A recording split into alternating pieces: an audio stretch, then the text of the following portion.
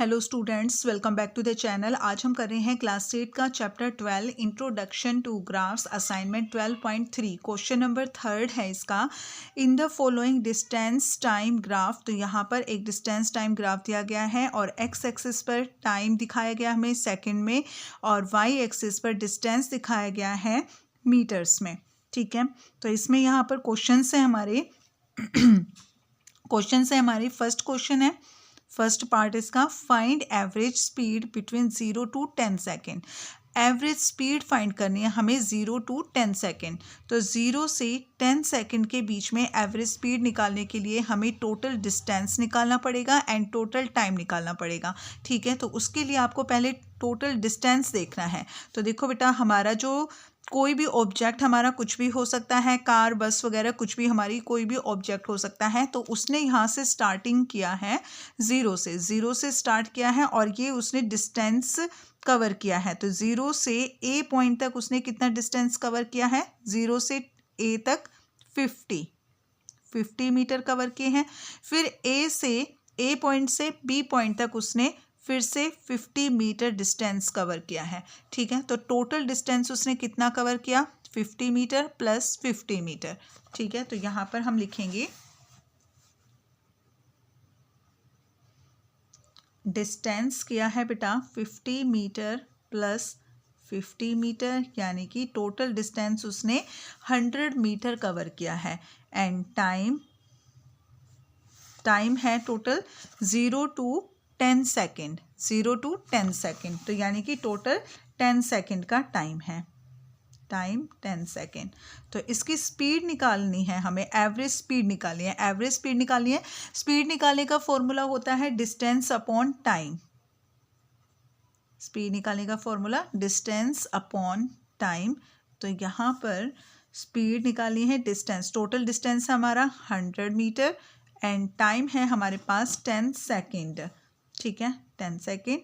तो इसको हम डिवाइड करेंगे, 10 से 10 कट जाएगी और स्पीड आ गई है हमारी कितनी? 10 मीटर पर सेकेंड स्पीड की ये।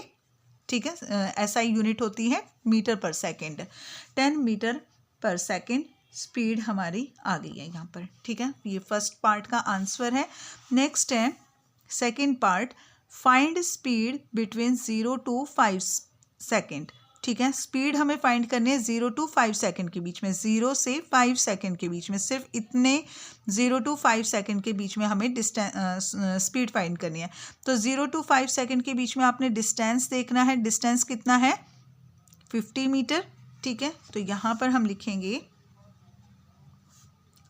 डिस्टेंस है 50 मीटर एंड टाइम बोला गया है 0 to 5 यानी कि 5 सेकेंड। ठीक है, और हमें स्पीड फाइंड करनी है। स्पीड का वही फॉर्मूला होता है हमारा डिस्टेंस अपॉन टाइम।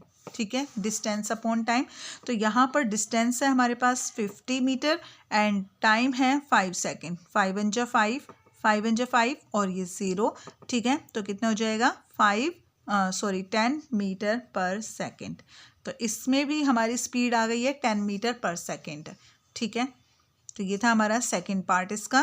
नेक्स्ट है हमारा इसका फोर्थ क्वेश्चन। ठीक है, इसका फोर्थ क्वेश्चन है, by observing the adjoining graph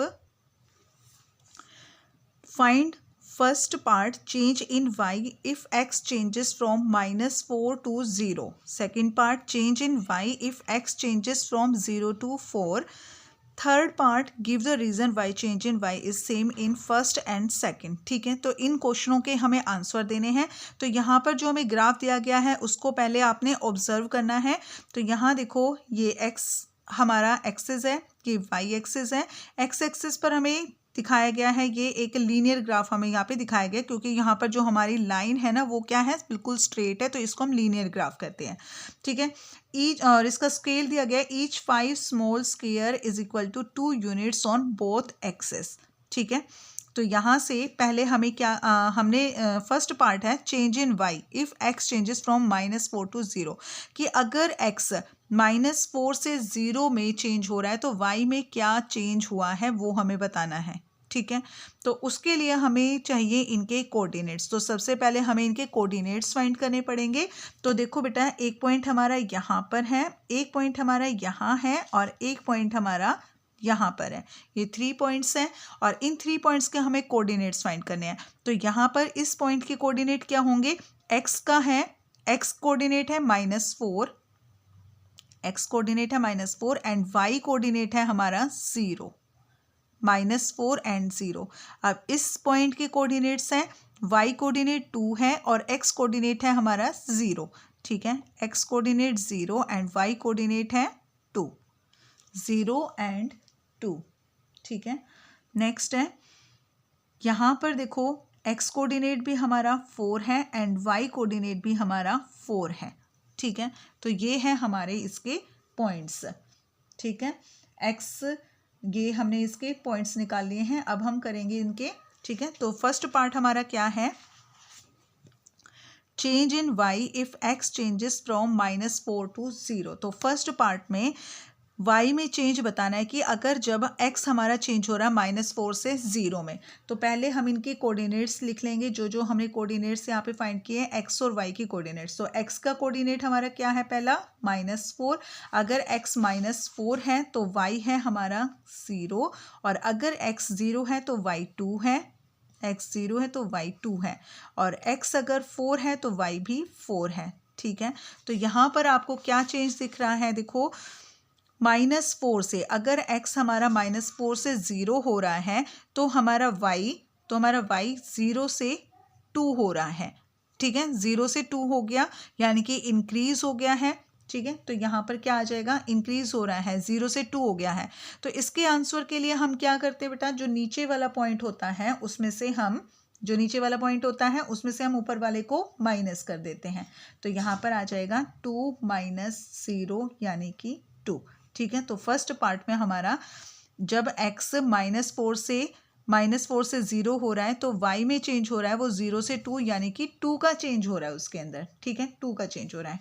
next है सेकंड पार्ट। इसका सेकंड पार्ट में बोला है change in y if x changes from 0 to 4। यहाँ पर भी हमें y में चेंज बताना है कि जब x 0 से 4 में चेंज हो रहा है, जब x 0 से 4 में चेंज हो रहा है तो y 2 से 4 में चेंज हो रहा है।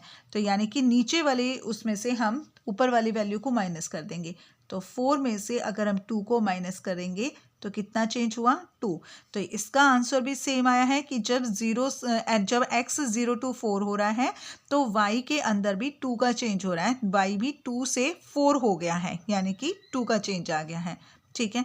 अब थर्ड पार्ट में हमसे ये पूछा है give the reason why change in y is same in first and second, कि y की वैल्यू सेम क्यों है फर्स्ट और सेकंड पार्ट में? क्योंकि फर्स्ट में भी 2 आया है और सेकंड में भी 2 आया है। तो इसका रीजन है because it is a linear graph, because it is a linear graph, क्योंकि ये एक लीनियर ग्राफ है। तो लीनियर ग्राफ में जितना x के अंदर चेंज होगा उतना ही y के अंदर चेंज होगा, दोनों का चेंज सेम होगा, इक्वल होगा, ठीक है। दोनों का चेंज सेम इक्वल होगा, इसलिए ये हमारा यहाँ पर, ठीक है, सेम है। y और x के अंदर जो चेंज है वो सेम है, ठीक है, because it is a linear graph, ठीक है बेटा। तो क्वेश्चन नंबर 3 और 4 कंप्लीट हो गए हैं। नेक्स्ट क्वेश्चन के लिए मिलेंगे हम अपनी नेक्स्ट वीडियो में। तब तक के लिए bye and please like share and subscribe my channel please.